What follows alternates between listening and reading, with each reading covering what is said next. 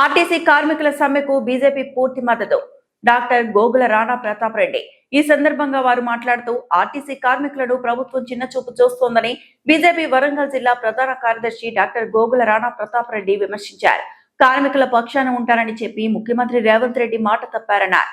ప్రభుత్వం అసలు సమస్యలు పక్కన పెట్టి కేబినెట్ అంటూ కాలయాపన చేస్తోందని, పీఆర్సీ మీద అప్పుడు కేసీఆర్ మాట ఇచ్చి తప్పారని గుర్తు చేశారు. ఆర్టీసీ కార్మికులను ప్రభుత్వం చిన్న చూపు చూస్తోందని కేసీఆర్ రేవంత్ రెడ్డి ఇద్దరే అంటూ వ్యాఖ్యానించారు. మరియు ఈ బస్సుల బంద్ కార్యక్రమానికి భారతీయ జనతా పార్టీ తరఫున పూర్తి మద్దతు తెలియజేస్తున్నాము.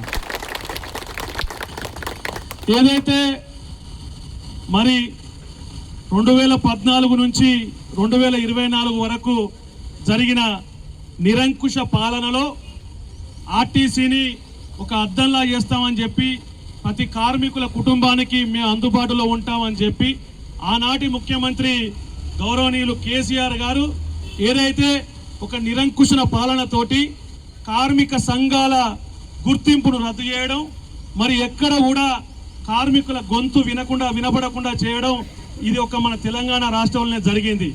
మరి ఆ తర్వాత ఏదైతే మేము ప్రజాపాలన తీసుకొస్తాం, ప్రజాపాలన తీసుకొచ్చిన తర్వాత మన తెలంగాణలో ఉన్న ఆర్టీసీని ప్రభుత్వంలో విలీనం చేస్తాం అని చెప్పి వాళ్ళ మేనిఫెస్టోలో ఒక పెద్ద కానుకగా ఆర్టీసీ ఎంప్లాయీస్కి అందరికి ఇవ్వడం జరిగింది. మరి ఆ మేనిఫెస్టో చూసిన లక్షలాది మంది ఆర్టీసీ సంఘ నాయకులు, కార్మికులు, మరి జేఏసీ నాయకులు అందరూ కూడా పోయి చేతి గుద్దుకు ఓట్లు గుద్దితే మరి వాళ్ళు ప్రభుత్వం ఏర్పడే. మరి ఈనాడు ఏదైతే ఈ ఆర్టీసీని ప్రభుత్వంలో విలీనం చేయడం జరిగిందా? అందరు గట్టిగా ఆలోచన చేయాలి. ఆయనే మీకున్న గుర్తింపునే తీసేయడం జరిగింది కేసీఆర్ గారు. మరి రేవంత్ రెడ్డి గారు, ముఖ్యమంత్రి రేవంత్ రెడ్డి గారు వచ్చిన తర్వాత దీన్ని ప్రభుత్వంలో విలీనం చేసుకుంటామంటే మరి ఇక్కడ ఉన్న ఆర్టీసీ సోదరులందరూ కూడా ప్రభుత్వ ఉద్యోగులు అయ్యేవాళ్ళు. ప్రభుత్వ ఉద్యోగులు అయితే మీకు ఎన్నో బెనిఫిట్స్ జరిగాయి, ఎన్నో రకాలుగా మీ కుటుంబాలు ముందుకు పోయాయి. మరి దీనికి అందరికీ ఓట్లు వేయించుకున్న నాడు ఒక మాట, ఓట్ల తర్వాత మీ కుటుంబాల సంగతికి వచ్చేసరికి మీ డిపోలకు కానీ మీ ఈ సంఘానికి కానీ చేయాల్సిన బస్సులో ప్రయాణం చేసేది ఆర్టీసీ కండక్టర్, డ్రైవర్ సోదరులు. మీరందరూ కూడా ఆలోచన చేయాలి. మన తెలంగాణలో డిపో ఎటుపోతుందని ఆలోచన చేయాలి. మరి మీకు 2 పీఆర్సీలు ఇస్తా అన్నారు, ఇవ్వడం జరిగిందా అక్క? వాళ్ళ మేనిఫెస్టోలో పెట్టిలా లేదా? 2 పీఆర్సీలు ఇస్తా అన్నారా లేదా? మరి ఇవాళ ఆ పీఆర్సీలు కూడా ఇవ్వలేదు. మరి ఈనాడు బస్సులు ఎట్లా కదులుతానే అన్న? మరి ఎన్ని డిపోలు ప్రైవేటీకరణ చేయడం జరిగింది? కాంగ్రెస్ ప్రభుత్వం వచ్చినాక 16 డిపోలను ప్రైవేటీకరణ చేయడం జరిగింది. మరి మీరు ఇదే రకంగా ఐక్యతతో ఉండకపోతే ఈ ప్రైవేటీకరణ పెరుగుతుంది. ఏదైతే మీ ఆర్టీసీని ప్రభుత్వంలో విలీనం చేయాలి, మీకు 2 పీఆర్సీలు ఇవ్వాలి.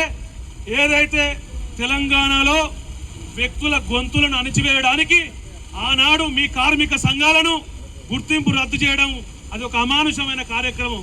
మరి ఆ కార్మిక సంఘాలకు ఈనాడు గుర్తింపు ఇస్తామని చెప్పి కాంగ్రెస్ పార్టీ వాళ్ళ మేనిఫెస్టోలో పెట్టిందా లేదా? మరి ముఖ్యంగా ఆర్టీసీని ప్రభుత్వంలో విలీనం చేస్తామని చెప్పిండ్రు, 2 పీఆర్సీలు ఇస్తామని చెప్పిండ్రు.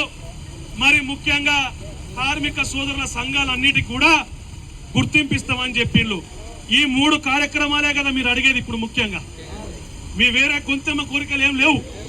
మిగతా మన డిఫరెంట్ డిపార్ట్మెంట్స్ కానీ మరి వాళ్ళు చేసే కార్యక్రమాలు కానీ ఈ గొంతెమ్మ కోరికలు ఏం లేవు.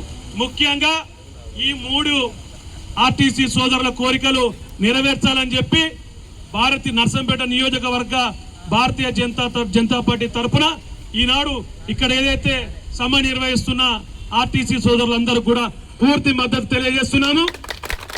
మరి మీరు ఎలాంటి కార్యక్రమానికి పిలుపునిచ్చినా కానీ మా వంతు తోడ్పాటు అందిస్తామని చెప్పి ఈ సందర్భంగా తెలియజేస్తున్నాము. ఖబర్దార్ రేవంత్ రెడ్డి గారు, మీరు ఇచ్చిన వీళ్ళంతటా వీళ్ళు వచ్చి అడుగుతలేరు. మీరు మేనిఫెస్టోలో ఇచ్చిన 3 సంగతుల గురించే ఈనాడు వీళ్ళు సమ్మె చేయడం జరుగుతుంది తెలంగాణలో. అంటే పొరపాటు ఎవరిది?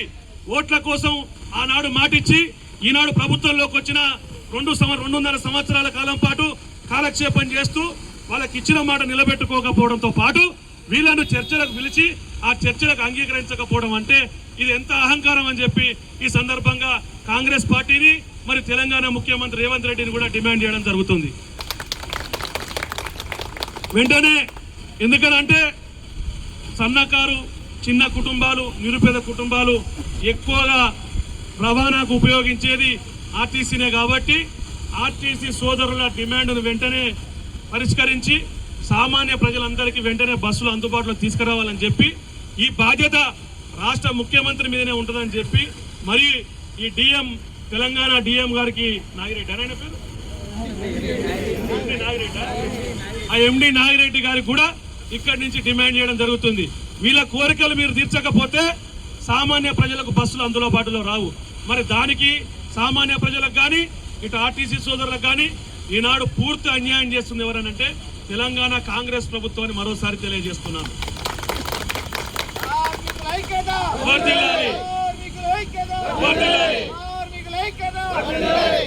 మరి నాకు ఈ అవకాశం ఇచ్చిన నర్సంపేట డిపో జేఏసీ కమిటీకి ఇక్కడ ఉన్న అక్క చెల్లెళ్ళకు అన్నదమ్ములకు అందరికీ కూడా కృతజ్ఞతలు తెలియజేస్తున్నాను.